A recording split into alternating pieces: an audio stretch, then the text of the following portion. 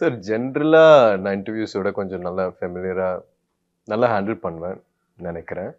But இந்த வாட்டி இந்த படத்தோட ப்ராசஸ் ரொம்ப லைஃப் சேஞ்சிங்கா இருந்ததுனால, ரொம்ப அது ம் எப்படி சொல்றது? என்னையே நான் மாத்த வேண்டியதா இருந்துச்சு, மறக்க வேண்டியதா இருந்துச்சு. ஸோ அதனால இப்போ கூட சமீப காலத்துல ஒருத்தர்ட்ட சொல்லிட்டு இருந்தேன். இந்த படம் பொறுத்தவரைக்கும் இதுக்குன்னு ஒரு promotion, lights, camera, editing, music video release, technical ஆஸ்பெக்ட்ஸ்லாம் இருக்குல்ல. அது என்னால ஜீர்ணிக்கவே முடியல. என்னால ப்ராசஸ் பண்ணவே முடியல அத. ஆ எப்படி சொல்றீங்க? ஏன்னா இது ஒரு வாழ்க்கை மாரி நான் வாழ்ந்தேன் சார் ரொம்ப வருஷத்துக்காக. ஸோ இத படமா ட்ரீட் பண்ண முடியலையா? படமா ட்ரீட் பண்றத தாண்டி இது லைஃபா மாறிடுச்சு. ஸோ அதனால இந்த எக்ஸ்பீரியன்ஸ் வந்து ரொம்ப ஓவர்வெல்மிங்கா, ரொம்ப புதுசா இத எப்படி ஹேண்டில் பண்றதுன்னு தெரியாம ரொம்ப நாளாவே நான் நான் ஜர்னல் பண்ணுவேன். ஸோ கொஞ்சம் ஜர்னல் பண்ணி, கொஞ்சம் நம்ம ரிஃப்ளெக்ட் பண்ணி ப்ரமோஷன் ஆரம்பிக்கிறதுக்கு முன்னாடி நம்ம போலான்னு நான் நெனச்சுட்டு இருந்தேன். ஆனா அதுக்கான டைம் கிடைக்கல. ஓகே. இப்ப கூட கார்ல வந்துட்டு இருக்கும்போது, திருநெல்வேலியில நான் இருக்கும்போது கேட்டுட்டு இருந்த பாடல்கள்லாம் கேட்டு, ஐ ஜஸ்ட் ட்ரையிங் டூ அந்த ஜோன்குள்ள போறதுக்கு. ஆனா முடியல. நவ் யூர் இப்போ வந்து அந்த காஸ்டியூம்க்கும் இந்த காஸ்டியூம்க்கும் பயங்கரமான சம்மந்தம். ஒரு டிஃபரன்ஸ் இருக்கு. எஸ். அந்த லுக்குக்கும் இந்த லுக்குக்கும் ஒரு டிஃபரன்ஸ் இருக்கு. ஆமா. ஸோ நான் அதித்தி ஆனந்த் கிட்ட பேசிட்டு இருந்தேன். She is one of the producers. And she said இது வந்து துருவால பிரிட்டெண்ட் பண்ண முடியாது. அவர் நிஜமாவே ஒரு கபடி பிளேயரா மாறணும் அப்படின்னு சொல்லியிருந்தாங்க.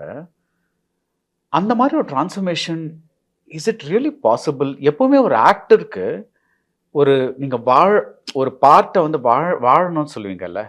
Is that really possible? Sir இதுக்கு முன்னாடி நான் இது மகான்க்கும் சொல்லியிருப்பேன்னு நெனைக்கிறேன். மெத்தட் ஆக்டிங்லாம் ட்ரை பண்ணிட்டு இருந்தேன்ட்டு. But this is very different. ஏன்னா இந்த படத்துக்கு அந்த டைம் தேவைப்பட்டுச்சு. இது ஒரு சினிமாவா போய் சேரணும்ன்றத மறந்து, பிரிப்பரேஷன் வந்து ரொம்ப வருஷம்.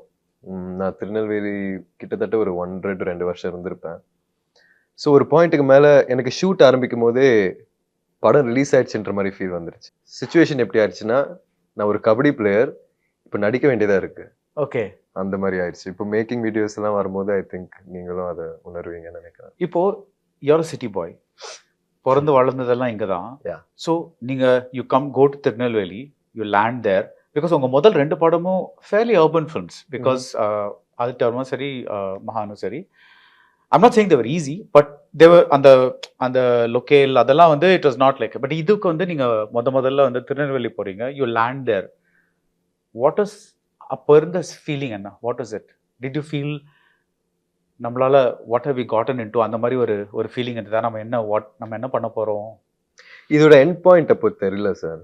ஆனா நெறைய வாட்டி இனிஷியலா நான் தூத்துக்குடியெல்லாம் போயிட்டு ஒரு கேம்ப்லாம் ட்ரெயின் பண்ணிட்டு இருந்தேன். ஒரு 500 பசங்களோட ஒரு 3 வாரம் ஃபர்ஸ்ட்டு திருநெல்வேலி போறதுக்கு முன்னாடி. பட் அதான் நான் சொல்றேன்ல சார். ம் ஜென்யூனாவே என்னால இந்த மகானும், ஆதித்ய வர்மாவும் எனக்கு ஞாபகம் இல்ல. இது வந்து சரி கடைசில நம்ம ஒரு முக்கியமான மேட்ச் விளையாட போறோம். அதுக்காக நம்ம ரெடி ஆயிட்டு இருக்கோன்ற மாரி